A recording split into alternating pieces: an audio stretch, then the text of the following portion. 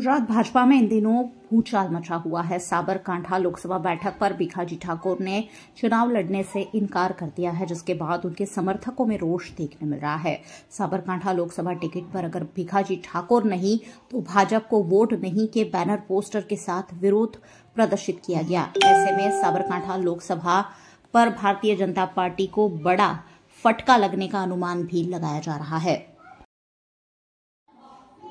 वहीं इस मामले विरोध प्रदर्शित करते हुए जिला पंचायत सदस्य और पूर्व उपाध्यक्ष कनु मनात ने अपना इस्तीफा दे दिया है। भिखाजी ठाकुर के समर्थन में उन्होंने अपना इस्तीफा दिया है।